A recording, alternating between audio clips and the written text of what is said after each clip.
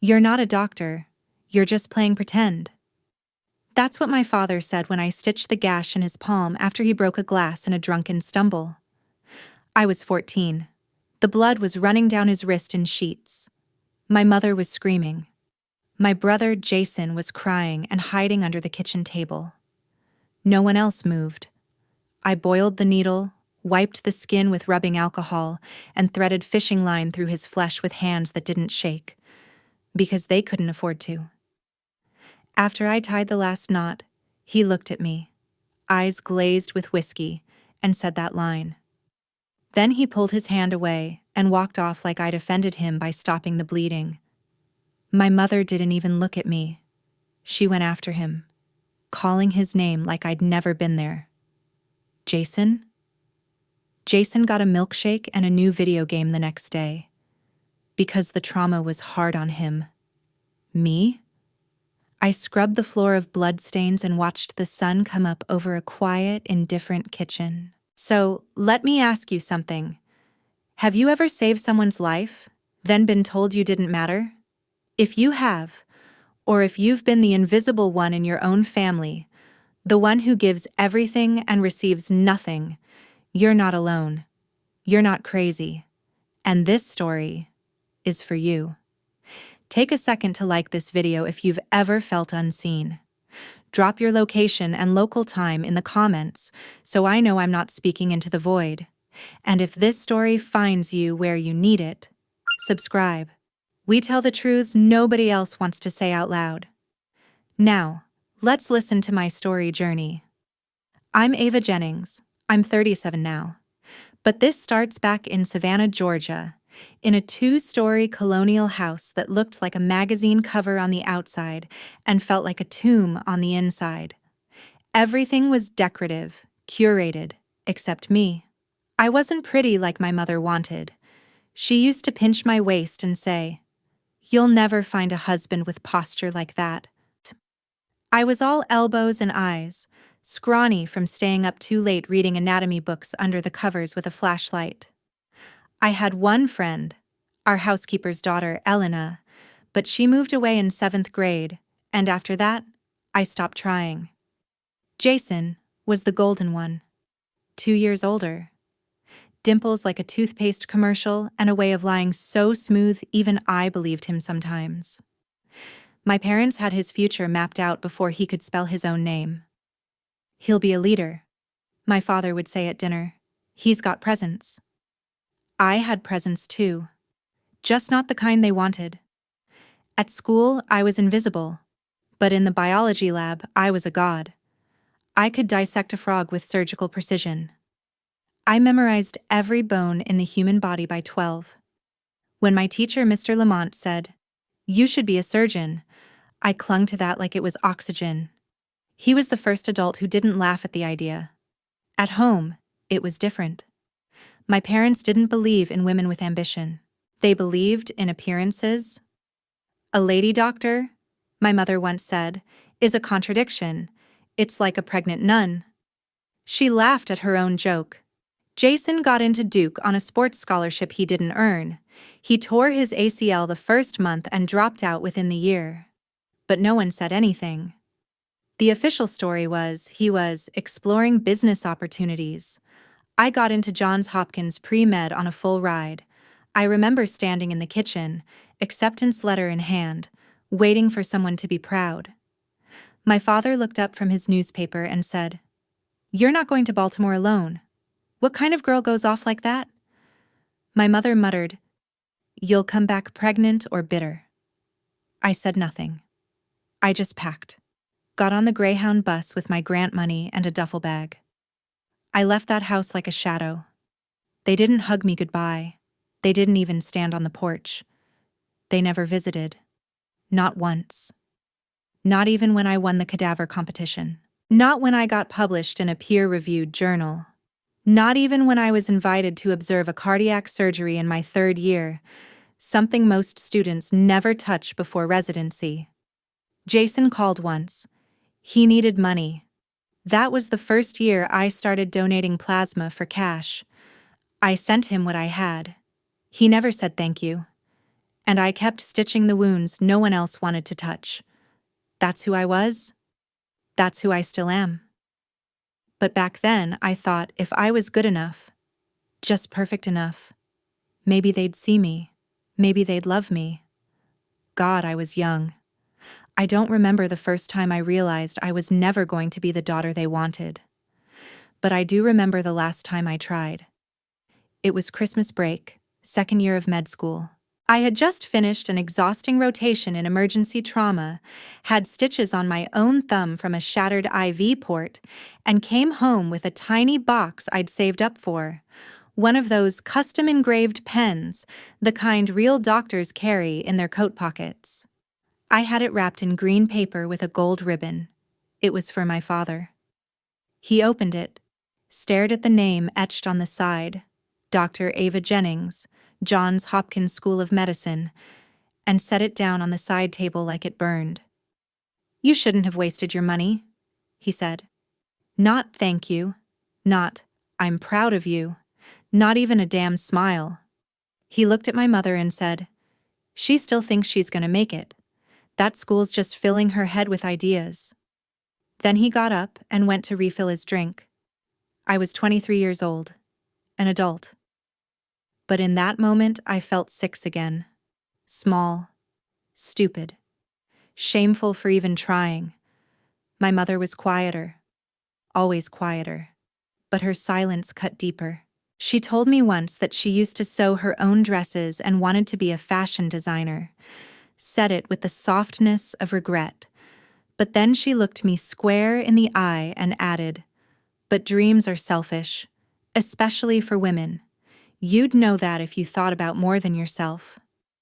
She said that while I was paying off Jason's 3rd DUI fine. I wanted to scream, but I didn't. Because screaming doesn't change people like them, it just gives them another reason to call you unstable. So I swallowed it. That was my survival skill, swallowing fire and calling it grace.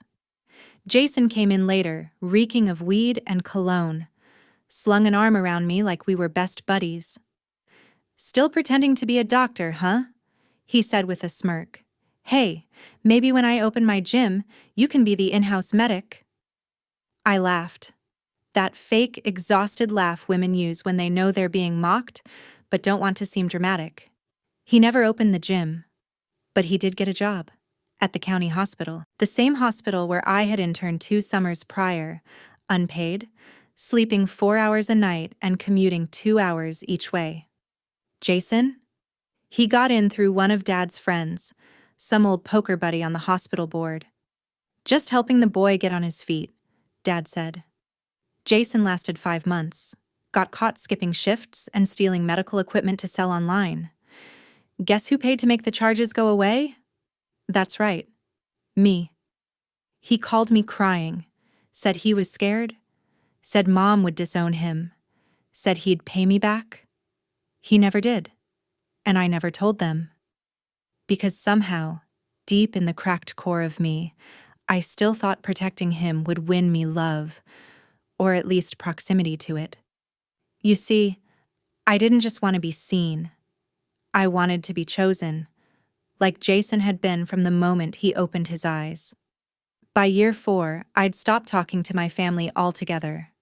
It wasn't a grand decision. No letter, no speech. Just one day, I stopped answering texts, stopped sending postcards, let the silence speak. And in that silence, something strange happened. I started to hear myself. I discovered I loved late-night surgeries more than sunrises, that I was good under pressure, fast with my hands, calm when others panicked. My professors noticed. So did my peers. For the first time, I had a place, a purpose, a name that meant something outside of Jason's sister or the awkward girl who doesn't wear makeup. Still, even in the best moments, getting my white coat, performing my first solo suture, being asked to stay on for a military residency at Walter Reed, there was a hole inside me. A hollow space where parental pride should have lived. I told myself I didn't care, but I did. I cared so much it ached. That ache followed me to DC, where I started my surgical rotation under a senior physician named Dr. Merrill. He was brilliant, charismatic, and cruel in ways that didn't leave bruises, just questions. He'd interrupt me in front of patients, take credit for techniques I introduced. Once, I performed an emergency tracheotomy in the field and stabilized a soldier who would have died in 10 minutes. Dr. Merrill submitted the report under his name.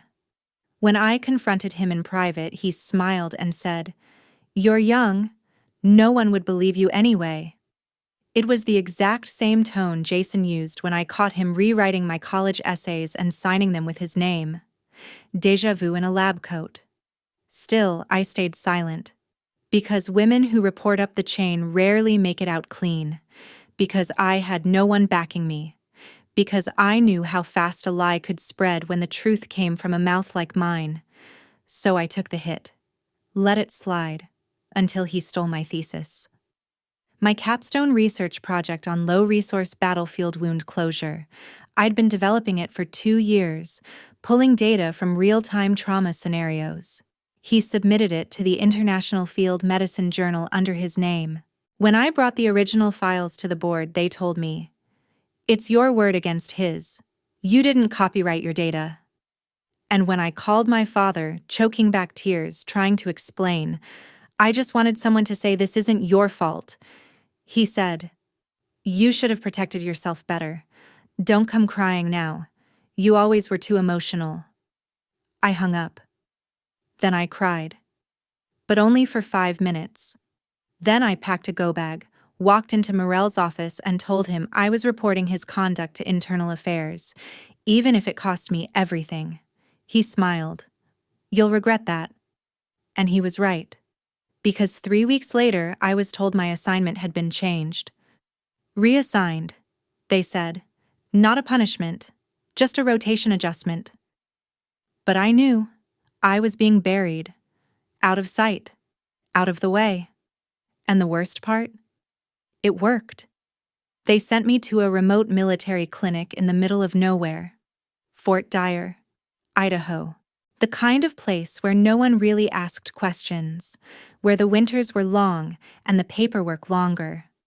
We had 3 nurses, 2 general physicians, and me. The ghost of a surgeon who once stood in an operating theater under the blazing lights of Walter Reed. My quarters were small, cold, and always smelled faintly of antiseptic and rust. But I made do. I always did. It was the kind of assignment you don't come back from. Not because it's deadly, because it's designed to erase you, slowly, without noise, without a headline, just gone. Dr. Merrill got promoted, of course. Jason sent me a photo of them shaking hands at some medical leadership summit. "Small world, huh?" His text read. "Maybe he can help you get back on track." Back on track. Like I was a misbehaving child who needed rerouting. I didn't reply. He called 3 times. I let it ring. The same way he'd once let me fall when I tripped on our front porch as a kid and broke my wrist. He just stood there, laughing. Jason had always been the sun in our family's little orbit. And I'd always been the moon, cold, distant, borrowed light. My victories were invisible. His mediocrity was worshipped. So I stopped chasing anything that resembled their version of love. And I worked. Quietly. Efficiently. I treated frostbite in the dead of night. Pulled bullets from trembling legs. Delivered babies in backup generators and moonlight. It was the kind of medicine no textbook prepares you for. Messy. Improvised. Real. And in the chaos of it, I found something that resembled peace, not joy, not justice, but purpose. I wrote in the margins of my old thesis notebook at night. Tracked outcomes, adjusted techniques, built new methods with nothing but gauze and willpower. I wasn't healing from what had happened, but I was surviving it, breathing through it, stitching myself together the same way I'd stitched my father all those years ago. Then, 6 months into my exile, The whispers started. It began with an enlisted man who came in with a compound fracture and internal bleeding. He was too far gone. We had no tools for emergency abdominal surgery. The closest airlift was 3 hours away. But I'd trained under field conditions before, improvised with IV bags and clamp kits. I kept him alive through a 12-hour makeshift surgery in a supply closet turned sterile field. He lived. They called him a miracle. But he kept saying it was me. Doc Jennings. He'd mutter in and out of consciousness, saved me. She wouldn't stop. She wouldn't stop. The next week, I walked into the break room and found a thank you note tucked into my lunch container. The week after that, a young lieutenant knocked on my door after midnight, cradling his wife who was miscarrying in the snow. I delivered the baby, dead, held her hand as she screamed, stayed until the sun rose. No one spoke of it. But again, there was a note. This time, just one line. You didn't turn away. I didn't understand it at first. The reverence, the quiet nods. The way soldiers would stand when I entered the room like I was someone more than just a failed surgeon with a black mark on her record. But the myth was growing. They called me the ghost medic. The hands that saved quietly. The woman who showed up when no one else would. It terrified the brass. Because they hadn't sanctioned it. Because reverence is power. And power, when it doesn't follow their chain of command, is dangerous. One morning, I received an envelope. No return address. Inside, a single sheet of paper with 3 words. We remember everything. I didn't know if it was a threat or a thank you. And maybe it didn't matter. Because either way, it meant my name was circulating again. In whispers. In bunkers. In places where legends are born out of necessity and desperation. Still, no one official reached out. No apology. No reinstatement. Just the slow churn of quiet respect in a place designed to bury people like me. And Jason? He was thriving. Now a consultant for a medical startup, using old fragments of my research as his pitch deck, flashing charm and shallow knowledge in equal measure. Every now and then I'd see his name in some news piece, a panel, a seminar. Always beaming, always praised. Once I caught a photo of him on LinkedIn, standing next to Dr. Merrill, my thesis, the one they stole, being discussed as a groundbreaking approach to minimalist surgical intervention. I stared at the screen for 20 full minutes, not because I was shocked, but because I wasn't. They were building empires from my bones, and I was here, in the cold, in the dark, saving people no one else would touch. And for the first time, I wasn't sure which of us had won. I suppose it was inevitable. When people like Jason and Dr. Merrill build their towers on stolen ground, eventually the cracks show. It started with an email I wasn't meant to see. One of our junior officers, a quiet man named Reyes, left his tablet open in the staff lounge while stepping away. The screen timed out, but the notification popped up just before it locked again. RE, Inquiry into Author Attribution. Field Journal Submission 117B. My fingers hovered over the screen. I didn't open it. But my pulse surged, because I recognized the reference number. It was my paper, the one Morell published under his name. That was the first crack. Later that week, Reyes cornered me outside the clinic after nightfall. The wind was slicing sideways, snow catching in our lashes like ash. I know it's yours, he said. What? The paper. I read it. I found an older draft with your name in the metadata on a backup server in Walter Reed's archives. No one wiped it properly. I didn't speak. I didn't breathe. I'm not saying anything yet, he added, but I needed you to know. Someone is looking. He walked away. I leaned against the wall and let my knees give out. Reyes became a ghost after that. Always present, never talkative.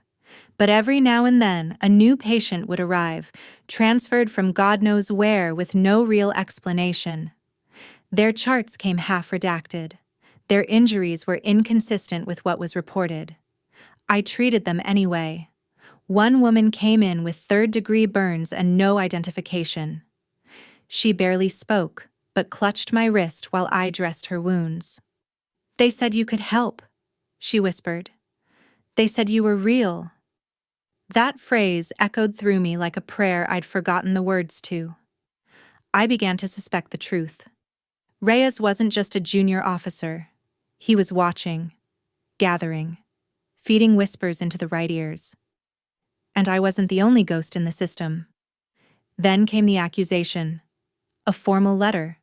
Subject: investigation into unauthorized distribution of confidential patient files. I was stunned.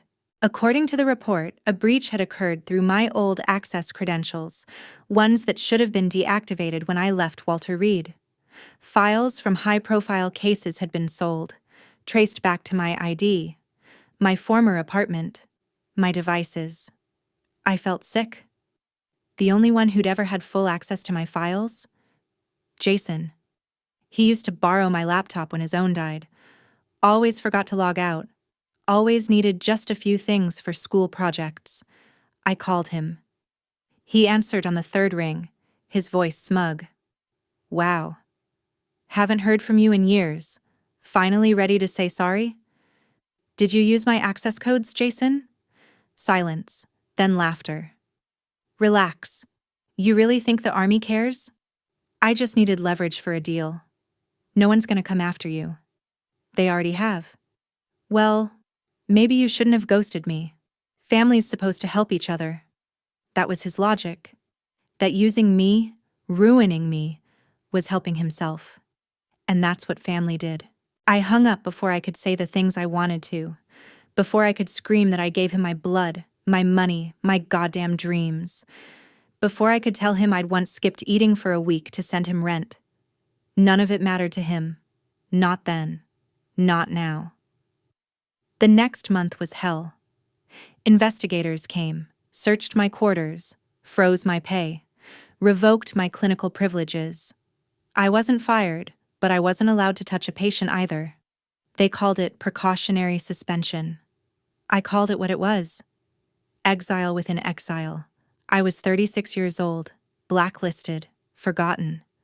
And the worst part? I still wanted someone, anyone, to say they believed me, but no one did. Except Reyes. He brought me a sandwich one night. No words. Just set it down on the steps of the staff house, nodded once, and left. Inside the wrapper was a folded piece of paper. "Keep your head down. The cracks are spreading."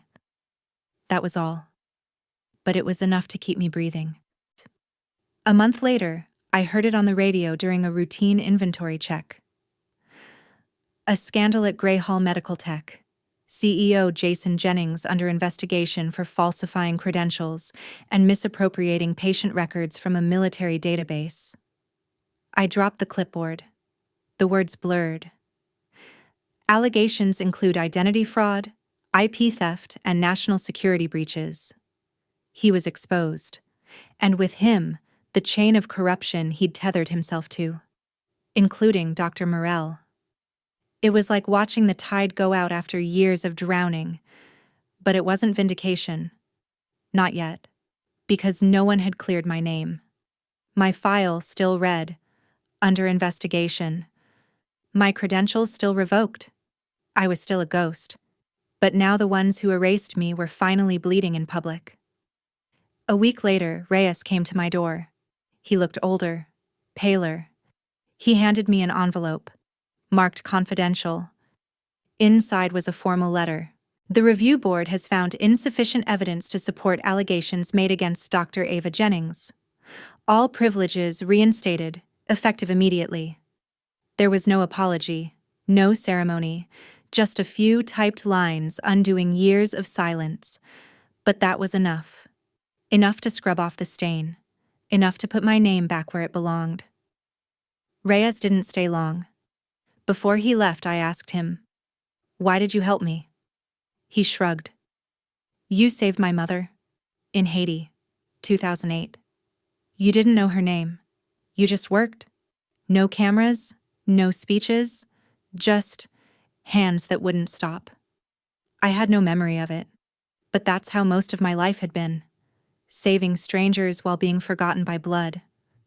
I get my credentials back quietly, no press release, no reinstatement ceremony, no grand moment of vindication where someone stands and shouts, "We were wrong." Just an email with an attachment and a checkmark beside my name on a Department of Defense portal. That's how they fix a ruined life. By pretending they never broke it. Still, I breathe easier that night. And for the first time in months, I scrub into surgery again. It's a gunshot wound. A sergeant caught in a training accident. The damage is deep, messy, and smells of iron and panic. But my hands remember. My mind slips into rhythm. Cut, clamp, stitch, suture. I lose time. I lose fear. When I finish, the nurse stares at me. You didn't even flinch, she says. I nod. I never do. It's not pride, it's just fact. When the world throws its worst at me, I meet it with steady fingers and tired, defiant grace. That's who I am. Not a title, not a case number, not a sister, daughter, or scapegoat. Just a woman who refuses to disappear. But peace never lasts long. 2 weeks after my privileges are restored, I get a message through encrypted mail. No signature. Just, they want you at the Pentagon. Classified briefing. Be ready. At first, I think it's a mistake. I haven't even left Fort Dyer in over a year. But the next day, a black SUV shows up. No plates, no conversation. Just a file folder handed to me as I slide into the back seat. Inside, a photo. Jason, handcuffed. Pale, sitting in front of a Senate committee. Next to it, a list of names. Doctors, officers, tech CEOs, research contractors. Every one of them had been part of the scheme, either stealing intellectual property from junior researchers or burying whistleblowers like me. At the bottom, operative data confirmed by multiple field witnesses, requesting your debriefing. I don't know what to feel. Rage? Relief? It's strange how the worst betrayals lose their edge when justice finally arrives. Not sharp, but slow and tired, like a wave that crawled across miles just to collapse at your feet. When I step into the Pentagon's interior, everything feels surreal, too polished, too quiet, like I'm moving through a dream someone else is having. A lieutenant greets me by name. Dr. Ava Jennings. This way. They seat me in a briefing room with 4 people. 2 in military uniform, 1 civilian contractor, 1 woman in a navy blue suit with eyes like glass. She stands.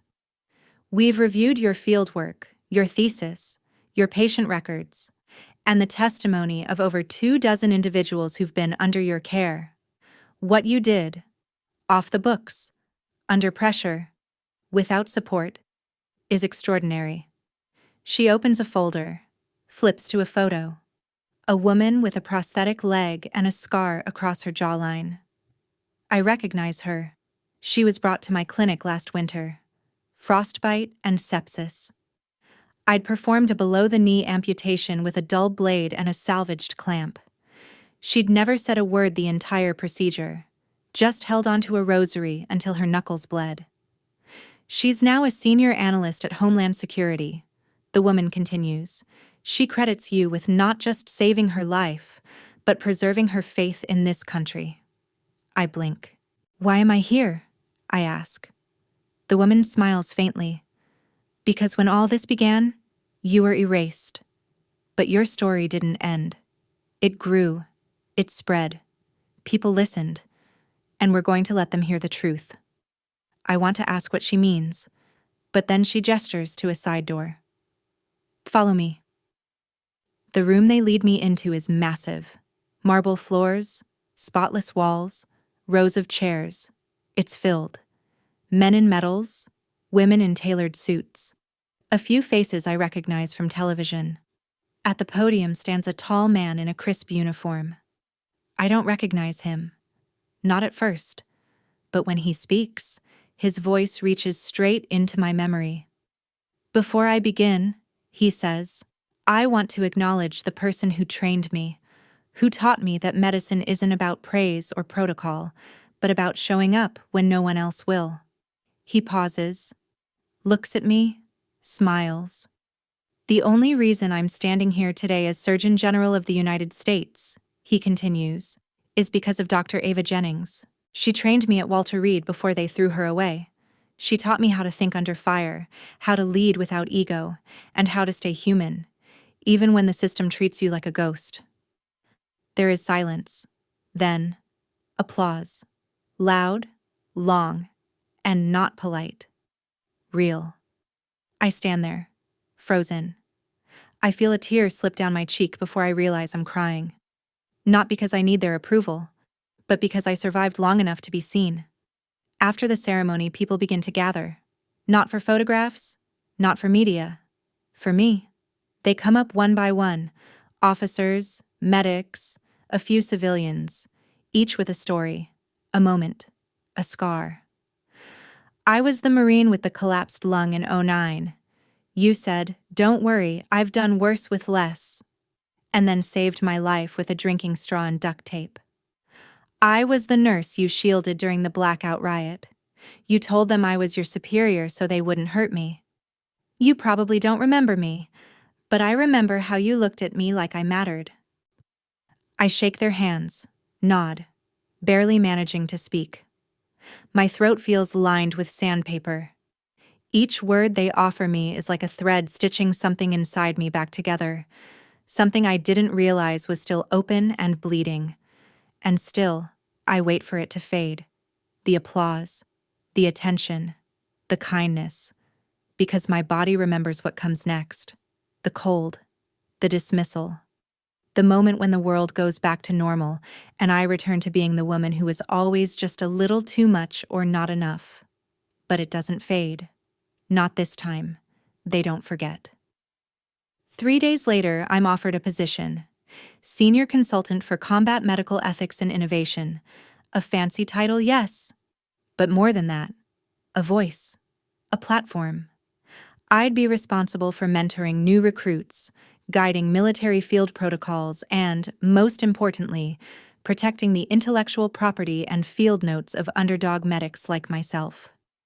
No more stolen theses, no more buried innovations. When I ask who nominated me, they tell me it was anonymous. But I know who it was. Reyes. He vanished after the briefing. Disappeared like a good ghost does. But his fingerprints were all over the kindness that followed. And I pray, wherever he is, he knows I'd give him my last heartbeat without hesitation. Still, I decline the role. Not out of pride, out of knowing, because I've been a ghost long enough to see where I belong, and it's not behind a desk. It's out in the field, hands bloody, eyes clear, heart wide open. So instead, I ask for something else. A clinic. Small, underground, privately funded. Somewhere the bureaucracy won't touch. A space where medics like me, those cast out, broken, overlooked, can work without fear. They call it reckless, but they say yes. And they give it a name. Jennings Field Unit. It opens quietly on a rain-slick Thursday. No ribbon cutting, just a door.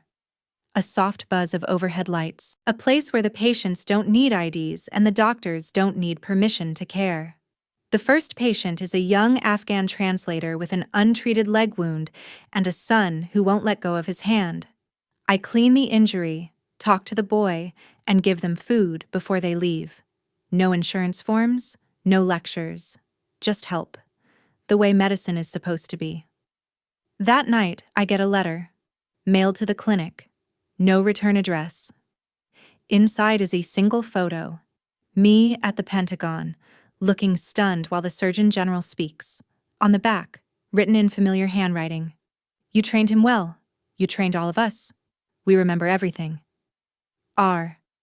I close my eyes. I let myself feel it. Not pride, not revenge, just real. Seen. Free. But life doesn't let go of its ghosts that easily. A week later, I receive a voicemail. My mother's voice. Cracked. I heard what they said about you. Jason's gone. Prison, I think. Or somewhere worse. They seized everything. The house is empty. Long pause. Your father asks about you now. Every time it rains. Another pause. I don't know what to say, Ava. Neither do I. I don't call back. Not because I'm bitter. Because I'm finally clean. Free of the need for their love. Free of the hunger that made me crawl, beg, contort myself into versions they still wouldn't choose. I'm not their mirror anymore. I'm my own damn light. And it's enough. The clinic grows faster than I expected. No marketing, no PR, just word of mouth. We treat veterans who've fallen through the cracks, undocumented workers too afraid to go to hospitals, women escaping violence with children wrapped in secondhand coats. They come because they know we won't turn them away. They stay because they see us for who we are. Not saviors, not saints. Just people who've survived enough pain to recognize it in others without asking too many questions. The walls are bare. The equipment is old. But the work is sacred. And the team? All ghosts like me. Dr. Yoon, a trauma surgeon from Seoul, who lost her license in a whistleblower scandal and still walks like she's carrying the weight of a war she never signed up for. Andre, a former Navy medic with trembling hands and a voice so soft it makes patients weep. Mira, a nurse who once ran a pediatric unit in Venezuela before the collapse, now stitching wounds with the grace of someone who's sewn shut more than just skin. We don't talk about why we're here. We just are. Present. Wounded. Healing through the act of healing others. One night, I stay late. I'm cleaning the tray after stitching up a teenager's stab wound. He didn't speak a word. Just nodded once and left with a whispered, "Thanks." As I'm wrapping the last piece of gauze, the door creaks open. A woman stands there, thin, pale, gray coat soaked to her knees. And for a moment, I don't recognize her. But then I do. My mother. She looks smaller than I remember. The perfume's gone, the stiff hair, the jewelry, all of it stripped away. We stare at each other. Neither of us moves. Finally, she speaks. "I heard you might be here." I say nothing. She looks around the room like it's a museum of everything she once taught me to look down on. Then she pulls something from her purse, a folded letter. "I found this in your father's things," she says quietly. He meant to send it. But you know how he was. Always too proud." She sets it on the counter and turns to go. "I just wanted you to have it." I don't stop her. I don't ask her to stay, because this moment isn't about closure. It's about clarity. And I already have that. Hours later, I open the letter. It's short, scrawled. My father's handwriting, once rigid and neat, is now shaky and faint. "Ava, you were right. I was cruel. I was wrong. You did more good than I ever did. I was proud of you, always. Just didn't know how to say it." There's no date, no signature. Just a blank line at the bottom, like he couldn't bear to write his own name beneath those words. I fold it carefully. Not because it changes anything, but because I want to remember that even a dying man can find the courage to tell the truth, if only at the end. A week later, we get a patient no one expects. Jason, brought in by federal transfer officers, not in chains, not in cuffs, just pale, shaking, eyes bloodshot. He's been released under supervision, liver failure. No one else would take him. They say he has weeks, maybe less. "Can you do anything?" the officer asks. I nod once. But when I walk into the room and see him, really see him, it hits me like a punch to the gut. He's a shell. Sunken cheeks, yellowed skin, hands trembling. But the smirk is still there. Barely. You look good, he croaks. I set my bag down. Why are you here? He coughs, winces. Guess I burned too many bridges. Figured you were the only one left. I don't answer. I just check his vitals.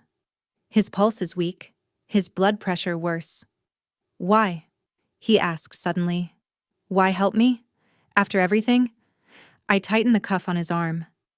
Because I'm not you. That shuts him up. He stares at the ceiling, eyes blinking hard. I didn't mean to ruin everything, he says. I didn't know how to stop. I nod. Because that much, I believe. Jason never learned how to be anything other than the center of every room, even if it meant setting fires just to feel the heat. He doesn't make it through the month, but in his last days, he grows quiet, grateful. Once, I find a note beside his bed. I'm sorry. You were the strong one. You always were. I don't cry. I don't forgive. But I sit beside him until the very end, because family isn't about pretending everything was okay. Sometimes it's just about staying, with clear eyes and a heart that knows its worth. After Jason's death, something inside me settles. Not peace. Not exactly. But stillness. A silence that isn't haunted anymore, just quiet. Like a room after the storm's passed, when the windows stop rattling and you realize you survived. I don't attend his funeral. There isn't one anyway. His assets were seized, his reputation decimated. The family name, which he once wore like a crown, is now little more than a footnote in an ethics tribunal document. But the patients keep coming. And I keep showing up. One night, I'm cleaning out an old cabinet in the clinic when I find a forgotten box from the early days of Walter Reed. My name's scrawled on the side in black ink. It must have been salvaged from my old apartment, or maybe someone mailed it during the chaos of my reassignment. Inside are notes, diagrams, photos, surgical sketches from my med school days. I thumb through them like time folded in on itself. Each page smells faintly of ink and ambition. At the bottom, I find something I don't remember writing. A single line scribbled in the margin of a field note, "Do good work, even when no one claps." I must have written that in one of my lowest hours, one of those nights when all I had were my hands and silence. But it hits different now, because now they are clapping. Not the world, not the media, but the right people. The woman I helped escape her abuser who now volunteers here every Friday. The teenage boy who once arrived with gang tattoos and now is applying to nursing school. The medic I trained 2 years ago who's leading a refugee trauma unit in Jordan. They don't worship me. They just remember me. And sometimes that's all legacy is. What people carry quietly in their bones, because you once stood beside them when it mattered. A few months later, I receive a letter, handwritten, beautiful cursive, from the Office of the Surgeon General. It's not an invitation, it's a request. They want me to speak at Walter Reed's graduation ceremony, to address the next generation of field surgeons, trauma medics, and emergency responders. They want me to come back, not through the back door, not in secret, but center stage. At first, I laugh. The idea feels surreal, like someone asking the ghost to return as guest of honor. But I say yes, because ghosts don't haunt. We witness. And I have things to say. The auditorium is packed, not with media, not with politicians, with the right kind of audience. Kids with trembling hands and wild eyes who have no idea how much it will cost them to choose this life, and who still choose it anyway. I step up to the podium, I look out, and I speak. Not from notes, from memory, from scars, from the part of me that never stopped showing up, even when the lights went out and the door slammed shut behind me. I'm not here to inspire you, I say. I'm here to tell you the truth. I tell them about the nights no one will thank them. The hours they'll hold dying hands while the world celebrates someone louder and less worthy. The betrayals, the silence, and the choice to stay kind anyway. To do good work, I say finally, even when no one claps. Because someday, someone will whisper your name in a room you'll never walk into and say, "She saved me." And that will be enough. When I finish, they stand. Not all at once, but slowly, sincerely. Not because I'm famous, but because they know, they feel it, that I am one of them, and always have been. Backstage, I find the Surgeon General waiting. He hugs me, longer than expected. Then he says, "I still remember the day you threw a tray at a colonel for contaminating a sterile field. I was a rookie. You said, 'I don't care who outranks who. Blood follows gravity. Respect that, or get out of my OR.' I smile. That sounds like me. You saved my mentor that day," he says. "And you saved me later, when I was ready to quit. You taught me that silence doesn't mean weakness. Sometimes it means discipline." I nod. Because I remember now. He was barely 22. I barely noticed him then. And now he's the one who pulled me out of the shadows. Full circle. That night, I walk the corridors of Walter Reed alone. My heels echo on the tile. I pass the old surgical wing. Room 14B, the first place I ever performed solo. I stop outside the door. Rest my hand against the wall. Not to mourn, to honor. Not all stories end with forgiveness or fire. Some just end with quiet, with light returning, with a name finally spoken with respect. The morning after the speech, I wake before dawn. The hotel window is cracked open, letting in the soft hum of DC traffic. The air smells faintly like rain and exhaust and something else, something clean. I sit on the bed, wrapped in a blanket, holding a mug of bitter hotel coffee, and I realize I feel calm. Not triumphant, not vindicated, just calm. Because the truth has finally been spoken. Not shouted, not screamed in pain, just spoken. And that's enough. It takes years to rebuild a life after it's been burned down. Not all the pieces return. Some you leave behind on purpose. Others return to you in strange ways, in letters, in memories, in a stranger's story that somehow mirrors your own. But eventually, what's left is yours. And what I have now, it's mine. Back at the clinic, things fall into rhythm. We get new patients, new volunteers. A local nonprofit donates fresh supplies. An anonymous donor pays to repair the leaking roof. I suspect it's the Surgeon General. He never says. I never ask. One day, Mira pulls me aside. "There's someone here asking for you," she says, her voice curious. Didn't give a name. Said she didn't need to. I walk out front, and I stop. It's Elena. The girl who used to sit beside me in 7th grade. The only friend I had back then. Her mother was our housekeeper. She moved away suddenly, and I never heard from her again. But here she is. Older, stronger, a little taller, but unmistakable. "Ava," she says, smiling like we just spoke yesterday. "I found you." I laugh, stunned. "How? Why?" She shrugs. "I heard someone on a podcast talking about a woman who ran a clinic for the forgotten. Sounded familiar. I figured, if anyone would do something like that, it'd be you." We sit. We talk for hours. She's a counselor now. Works with domestic abuse survivors. She tells me how my quiet presence as a kid, my way of listening, of seeing her, helped her believe she wasn't invisible. "You were the first person who didn't look through me," she says.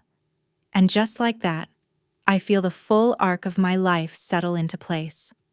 Not because I was seen at the Pentagon, but because I was seen here. By the people who matter. The ones who carry the truth in their bones. The ones who know that kindness doesn't need a stage. Later that month, I host our first night clinic. It's simple. Just warm lights, soft music, food in the waiting area. We let people come in who are too afraid to show their faces in daylight. Runaways, undocumented patients, people like I once was, cast out, wandering, waiting for someone to say, "You still matter."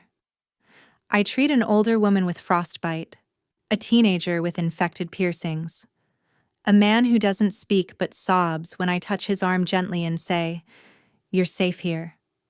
And then, just before closing, a young woman walks in, tired eyes, pregnant, no shoes. She sits across from me, shaking. "I was told you help people like me," she whispers, "even the ones who messed up." I reach for her hand. "You're not messed up," I say. "You're human, that's all."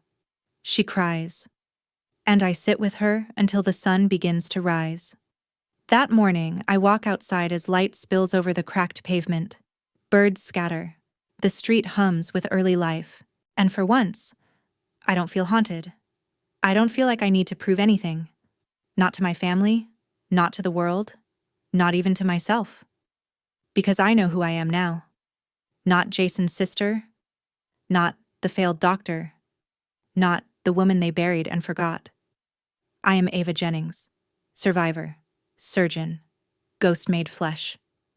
And I have built something here, something solid, something gentle, something real. A place where stories don't end in silence, they end in legacy. It's been 3 years since the Pentagon, 5 since the accusation, 10 since I first stepped onto Walter Reed's surgical floor with trembling hands and a notebook full of unproven ideas. And now, here I am. Not broken, not triumphant, just whole. Most days at the clinic are unremarkable in the best way. We wake early, brew coffee that tastes like burnt hope, triage patients, patch up wounds that are both seen and unseen. Mira tells corny jokes. Andre plays jazz from his old phone. Dr. Yoon hums lullabies under her breath when she's suturing. We are a family, of sorts. Not by blood, but by choice. And isn't that the truest kind? One afternoon, as I'm restocking syringes, a package arrives. No sender name. Inside, a pristine engraved pen. The exact same model I once gave my father. The one he barely looked at before calling me a fraud. This one is etched with, "Dr. Ava Jennings, you never needed their approval." No note. Just the pen. I don't cry. I smile. Because whoever sent it, maybe Elena, maybe Reyes, maybe someone I'll never meet, they get it. They know what it's like to spend your whole life begging for scraps of love, and then finally deciding to build a damn feast without them. That pen doesn't sit in a drawer. I carry it with me. Use it to sign patient forms, letters, prescriptions, and birth certificates. Proof that something once used to dismiss me is now just a tool I own. Months pass. The clinic thrives. We get a visit from a congresswoman who once survived a bombing overseas and remembered my face through morphine haze. She donates funds for solar panels. We expand into the abandoned building next door. We call it the Wing, a space for education, housing, therapy. It becomes more than a clinic. It becomes a refuge. For the discarded, for the doubted, for the ones like me, who knew the taste of betrayal before they ever tasted belonging. One evening, I get a message from an unfamiliar number. Just 3 words. "She's in hospice. My mother." I go, not because I owe her, because I'm ready. When I enter the room, she's barely more than breath. A frame of what she once was. Her eyes flutter open, and there's a flicker of recognition. "You came," she rasps. I nod. No venom, no heat. Just the quiet mercy that comes when your heart no longer needs to prove anything. She blinks slowly. "I saw the stories. On the news. On YouTube. The Surgeon General. I didn't know." I sit beside her. She reaches for my hand. I'm sorry, she whispers. I didn't know how to love you the way you needed. I squeeze her fingers gently. You loved the only way you knew how, I say. And I forgave you a long time ago. She closes her eyes. A tear slips down her cheek. She doesn't say anything else. But I feel something settle between us. Something that had been stretching across years and silence finally soften. She dies 2 days later. I don't speak at her funeral, but I stand in the back, quietly, and leave a single white lily on her casket. Not for what she was, but for what she almost became. A year later, I'm invited back to Walter Reed. This time, not as a guest, but as Director of Ethical Innovation and Field Leadership. I say yes, because now I can be in those halls and not feel small, because now I can rewrite the rules, train young doctors to trust their instincts, protect their work, and speak even when they're afraid. Because now when someone tries to bury a woman for being too smart, too loud, too honest, they'll have someone to call. Me, Ava Jennings. And this time, I'm not going anywhere.